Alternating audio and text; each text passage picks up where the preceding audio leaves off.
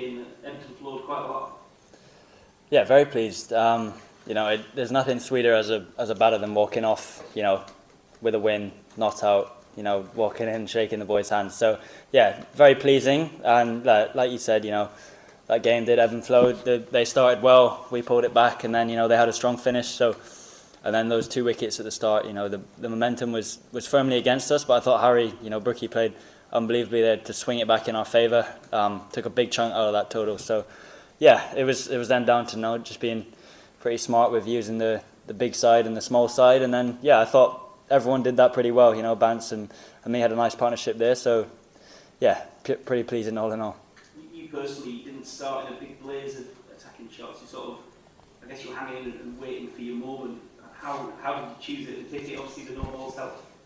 Yeah, definitely. I think, like I said, Brookie I was going to probably take a few more risks if Brookie didn't get off to the flyer that he did. But he allowed me to just, almost be that person there, just anchoring away. I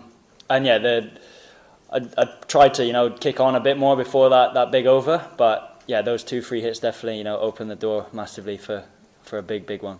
And when Joffrey came up, did you say, leave it to me, I've got this?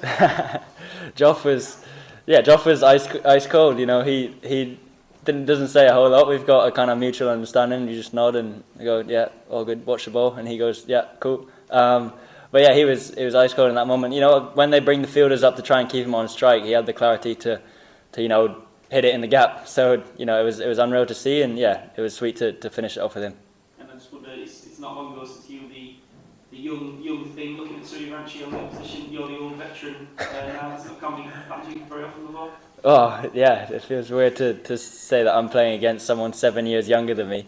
But yeah, I've watched him bat in India. I've watched him, today. The swing and everything is pure. So yeah, he's an unbelievable talent. Hi Jacob. When you pick your moment, and obviously it's that over that you went, what is the key? What are you looking for, and what are you doing to try and maximise that? I think the key for me, the free hits is actually quite a weird thing. Sometimes you get sucked into swinging too hard and, you end up chunking it to mid-wicket for one and you go, well, that was pointless. But the main thing I was trying to do was just stay as still as possible. The old cliches, watch the ball, strong base. But, those 2 things definitely give you the best chance to hit in the middle. You put a good swing on it and it sails. So, yeah, that was kind of the thought process for the free hits. And then the other ones were more just, if he over-pitches, get him straight. If he drags his length, get him in the gap to the big side. So, try to keep it as simple as that, and thankfully it paid off. You're sort of racking up these sort of amazing knocks. When it goes well for you, it's match winning, or it's big like this, unbeaten. What's the sort of key for you going forward? Is it sort of turning those more consistent, or is it sort of always being the guy that can do that field team? Yeah, I definitely like to be more consistent. Every game I play, I learn a lot about, opposition, myself, and, every game I try and, take it in as a building block into the next one. And yeah, like you said just then, definitely I'm striving to be a consistent match winner. You might not always have the 80 not outs, the big scores, but in T20 cricket, a lot of cameos actually win you games but don't get the headlines. So in terms of being more consistent, I'm definitely looking to do that. Matt and then Son. Could you just tell us about your mindset at 1 for 2? Were you scrambling to get pads on? No, T20s you're down in the dugout, so I was pretty calm. Brookie went out there. I said, go on, hurry. And I was out there a couple of balls later.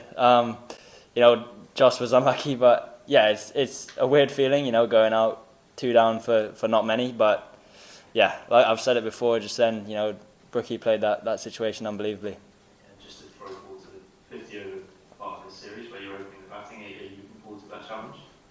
Yeah, definitely. I think I'm definitely looking forward to batting with Ducky.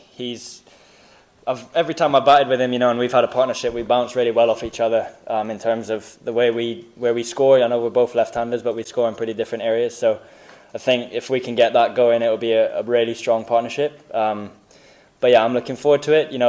I've never opened the batting in 50 over cricket, but I can take kind of different aspects.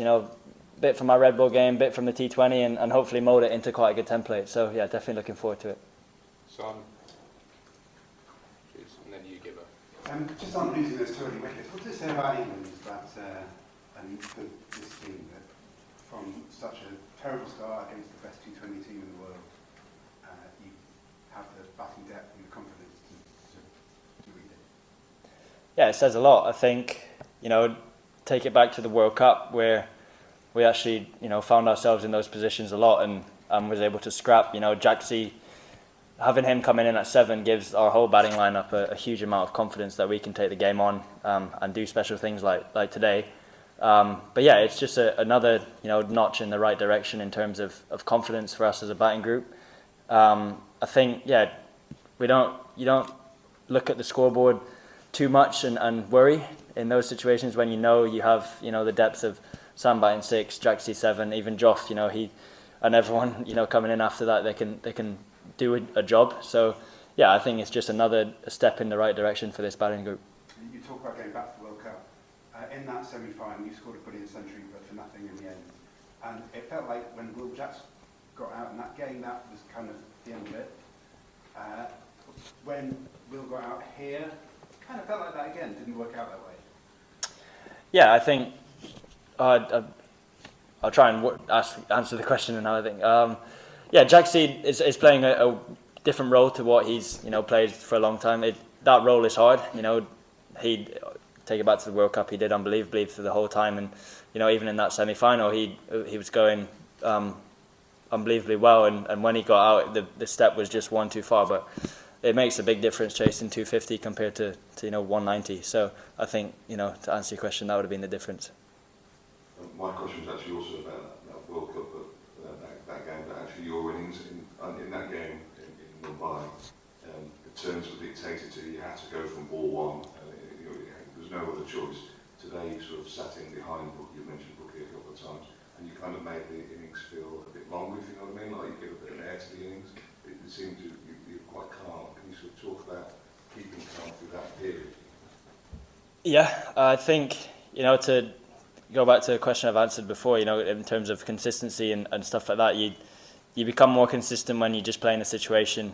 Like you said, the World Cup was a complete anomaly. You don't chase 250 very much. So, yeah, that situation was dictated in a different way, that you go in hell for leather from ball 1. And then today it was just about, there was times where I wanted to, it crosses your mind to, should I try and hit this Wolf 6?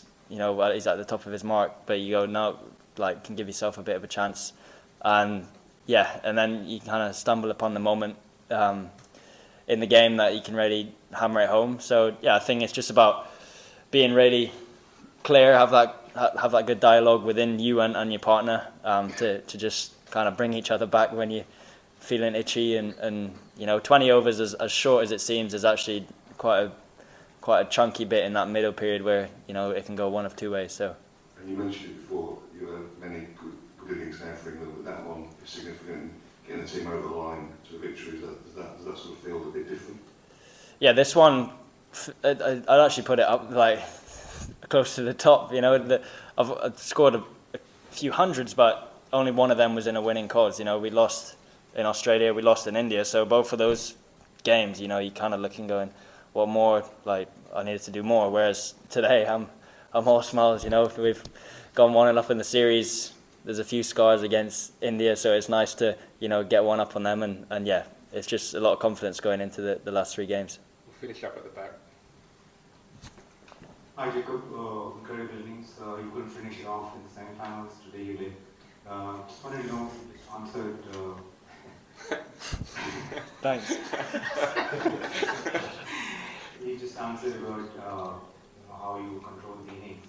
But was there a particular bowler that you had in mind that you wanted to target, or it just came to a point where you just had to go, those 12 runs per over